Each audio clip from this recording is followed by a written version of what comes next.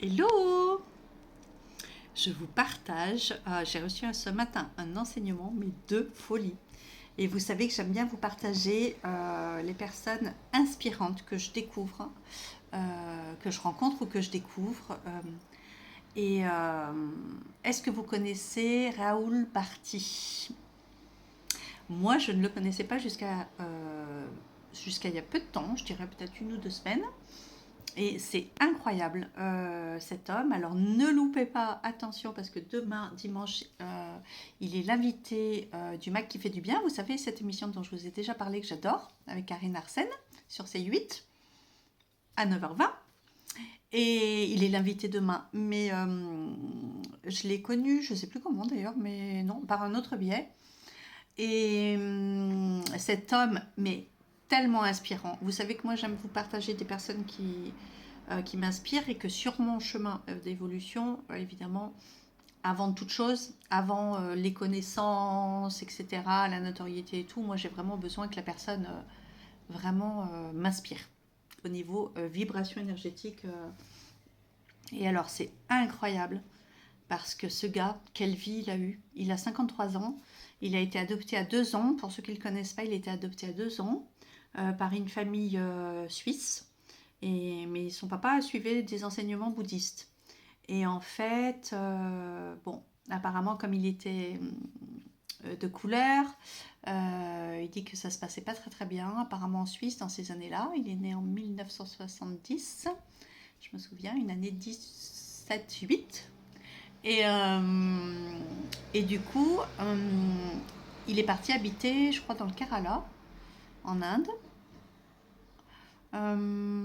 Et puis, il a eu l'occasion, en fait, à 7 ans, mais très très jeune, mais par des hasards et tout, si vous écoutez la vidéo, il explique tout, c'est incroyable. Apprendre le massage, et puis du coup, il part au Sri Lanka. À 9 ans, enfin, il arrête l'école, il va suivre des enseignements par des maîtres au Sri Lanka, et puis il va être aussi amené à voyager et à suivre des tribus indigènes au Sri Lanka, et puis de retour aussi en Inde, et puis il y a une partie de sa vie aussi. Enfin, c'est génial, quoi, franchement. Et après, adulte, il retourne vivre au Népal, où je crois c'est 17 ans, il me semble. Et aujourd'hui, en tout cas, il a un centre au Népal, un centre d'enseignement. Je crois qu'il s'appelle The Healing Center ou quelque chose comme ça. D'ailleurs, vous pouvez vous abonner. Il y a les possibilités de stage euh, et là, il y a une retraite au mois de novembre de folie pendant 1 mois. Et si vous vous inscrivez à la newsletter, vous allez recevoir les infos. Et il y a une personne, je crois que c'est Elodie Dulac, qui s'occupe de lui sur tous ses stages, parce qu'il donne des enseignements en France, des stages et des enseignements en Europe et en France. Et voilà, j'avais envie de vous partager ça parce que vraiment, je trouve qu'il y a vraiment deux en médecine, au niveau de la santé, il y a vraiment mes deux médecines ancestrales extraordinaires. C'est vraiment la médecine d'Inde et la médecine chinoise. Tout ce qui est Ayurveda et voilà. Euh, Aujourd'hui, bien sûr, nous en Europe, aux États-Unis, tout ça, on a de la médecine de pointe au niveau des opérations, de plein de choses qui est extraordinaire. Mais je trouve que vraiment, en ce qui concerne les bases et l'anticipation surtout de la maladie, parce que nous, je trouve qu'on est très fort en Europe ou aux États-Unis pour traiter une fois qu'on est malade, avec des traitements, avec plein de trucs, des opérations de pointe extraordinaires, à cœur ouvert, ici et là, enfin, au niveau des greffes, de plein de choses qu'on arrive à faire qui sont vraiment de fou. Mais au niveau de la médecine préventive et surtout de la santé, bah, je trouve que vraiment, bah, il n'y a pas mieux. Et alors lui, en plus, si j'ai bien compris, il allie un petit peu les deux. Voilà, parce que je ne sais pas, mais c'est top, quoi. Voilà. Et il y a plein de choses simples, et c'est bien de revenir à l'essentiel, parce que c'est pas les choses les plus compliquées, et ça m'a fait mais un bien fou d'entendre ça, et parce que des fois dans la vie on part après dans des trucs, on se laisse mais complètement mais embringuer. En plus j'ai fait une retraite il y a 15 jours, je n'ai pas eu encore trop le temps de vous en parler, mais il y a 15 jours au monastère de Davina, au monastère bouddhiste de Chokorling. Et déjà, c'était hyper puissant. Et ça fait du bien de remettre les pendules à l'heure.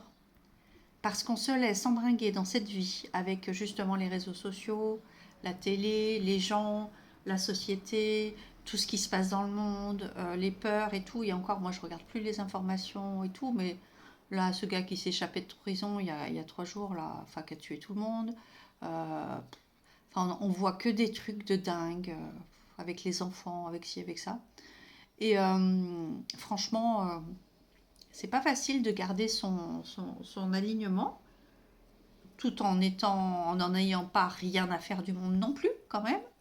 Mais voilà, en fonction des moments qu'on traverse, de quand même rester un petit peu aligné. Donc j'avais envie de vous partager ça. J'aimerais bien savoir s'il y en a qui le connaissent, s'il y en a est-ce qu'il y en a parmi vous qui ont déjà fait des stages avec lui. Est-ce qu'il y en a qui ont déjà vu ses masterclass ou ses enseignements? Franchement, c'était top. Là, dans ce que j'ai reçu ce matin comme enseignement, parce que vraiment, il donne des enseignements. Il y a des vidéos gratuites hein, où c'est déjà mais extraordinaire ce qu'il partage. Où il parle du sommeil. Il explique qu'il se couche à 21h et qu'il se lève à 5h, mais qu'on commence à se réveiller à 4h. Mais il explique pourquoi. Et moi, qui ai beaucoup de 7, le 7, il veut comprendre le pourquoi. En fait, moi, pourquoi j'arrive pas à mettre des routines en place, ou pourquoi j'ai du mal à me séparer de choses et à mettre en place des nouvelles routines, etc. En fait, souvent, c'est con, hein. Enfin, c'est pas facile, mais en fait, j'ai besoin de comprendre vraiment le pourquoi des choses. Et une fois que j'ai compris vraiment le pourquoi, à ce moment-là, c'est plus facile pour moi. Voilà. Mais si on me dit, bah, faut faire ça, tu dois faire ça, bah, il suffit qu'on me dise tu dois et j'y arrive pas. Non, ça passe pas. Mais même si on m'explique, voilà, faut vraiment qu'il y ait. Et là, j'ai trouvé ça, mais ouais, évident en fait. Hyper simple et hyper évident de revenir à cette source, à ces bases. Il parlait un peu de nutrition, il parlait du sommeil, il parlait justement du stress, des organes. Comment, et là il parlait aussi du coup un petit peu de médecine chinoise, les 4 éléments, comment ça se manifeste. Et au tout début, il parlait du passé et de comment nous, les Occidentaux, on aime bien rester coincés sur des trucs passés. Et ça aussi, ça m'a bien parlé. Et il a raison. Et il n'y a qu'un moment, c'est le moment essentiel parce qu'on ne peut rien changer du passé. Et ça aussi, on le sait, tout le monde le dit et tout, mais la manière dont lui l'a expliqué, il n'y a qu'une seule chose à se concentrer en fait et où on a moyen d'agir. Et encore, attention hein, dans ce qu'on veut dire par moyen d'agir, parce que ça aussi j'en suis bien revenue. Hein, le 8 il croit toujours qu'il peut agir sur tout, qu'il va décider de sa vie. Et la vie se charge bien de nous remettre à notre place, à nous faire réintégrer un peu notre humilité, si tant peu qu'on en ait eu. Parce que l'ego et l'humilité, c'est des grandes leçons hein, dans la vie. Quand on oublie un petit peu trop, qu'on se prend un peu trop pour quelqu'un, ou qu'on bifurque sur des routes qui ne sont pas les nôtres, en fait, hein, et qu'on s'obstine par ego, par grandeur, par pouvoir, par égoïsme. Si c'est pas le chemin qu'on a choisi, que notre âme a choisi, ben, de toute façon, c'est ça le majeur sens des épreuves, en fait. Hein. C'est juste la destruction, enfin pas la destruction, mais la remise à sa place de l'ego et l'humilité, du coup. Voilà. Ouais. En tout cas, c'était riche d'enseignements et j'avais envie de vous partager ça. Voilà. Dites-moi s'il y en a qui le connaissent, etc. Et donc, ça passe demain sur C8. Le mec qui fait du bien avec Karine Marcel. Voilà, voilà, bisous, bisous.